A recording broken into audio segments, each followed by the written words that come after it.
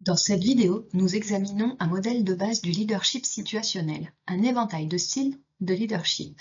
Il s'agit d'un modèle simple qui montre la relation entre le niveau de liberté qu'un leader choisit d'accorder à ses collaborateurs et le niveau d'autorité qu'il exerce. Plus la liberté de l'équipe augmente, plus l'autorité du leader diminue. Comme vous le savez, en tant que leader, l'une de vos responsabilités est de développer votre équipe. Vous ne pouvez permettre aux autres de s'épanouir qu'en leur permettant d'assumer la responsabilité de leur propre travail. À cette extrémité du spectre, le leader détient toute l'autorité et prend toutes les décisions. Il dirige toutes les activités et l'équipe ne joue aucun rôle actif dans le processus décisionnel.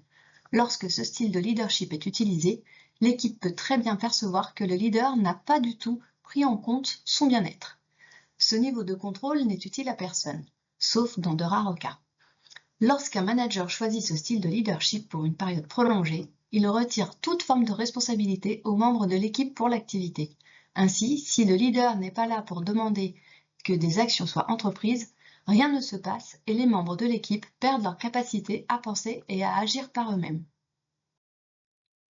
À l'autre extrémité du spectre, l'équipe dirige toutes les activités et prend toutes les décisions.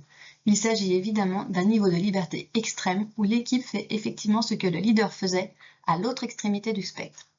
Le leader peut ou non faire partie de l'équipe et, si c'est le cas, il peut n'avoir pas plus d'autorité que n'importe quel autre membre de l'équipe. Ce niveau est potentiellement le plus motivant de tous, mais aussi le plus désastreux.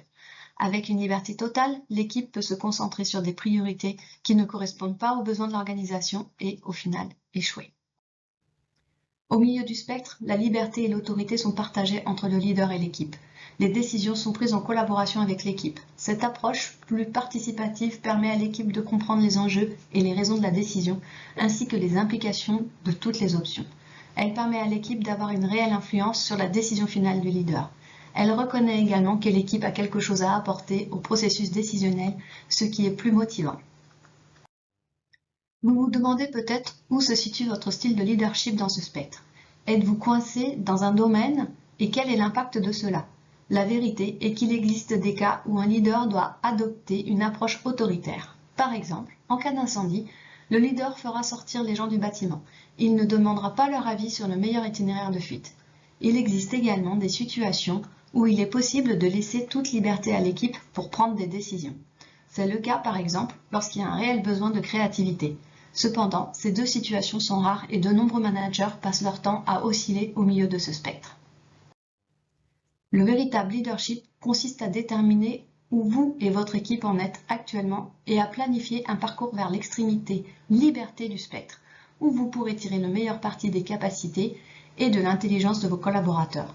Vous devez déléguer et demander à l'équipe de prendre ses propres décisions à différents degrés en fonction de ses capacités.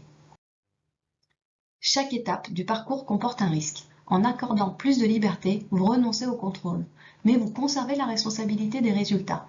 Cependant, prendre des risques fait partie du rôle d'un leader, qui consiste à essayer de nouvelles choses et à évoluer. Cela enrichira les rôles de vos collaborateurs et augmentera leurs capacités. Au fil du temps, un leader doit s'efforcer de faire passer son équipe d'un bout à l'autre du spectre. Ce processus peut prendre 1 an, 2 ans, voire plus. Soyez donc patient.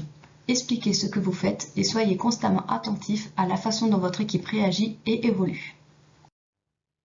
N'oubliez pas que, quel que soit le degré de responsabilité et de liberté délégué par un leader à son équipe, c'est lui qui reste responsable de tout problème catastrophique pouvant survenir. Déléguer la liberté et la responsabilité de la prise de décision à une équipe ne dégage en aucun cas le leader de sa responsabilité. C'est pourquoi déléguer à des équipes ou à des individus nécessite un dirigeant très mature. Si tout se passe bien, c'est l'équipe qui doit en retirer le mérite. Si tout va de travers, c'est le dirigeant qui doit assumer la responsabilité. Et cela est tout à fait juste, car c'est au dirigeant qu'il revient en dernier ressort de juger de la gravité d'une situation donnée, y compris les risques qu'elle comporte, et le niveau de liberté qui peut être accordé à l'équipe pour y faire face en toute sécurité.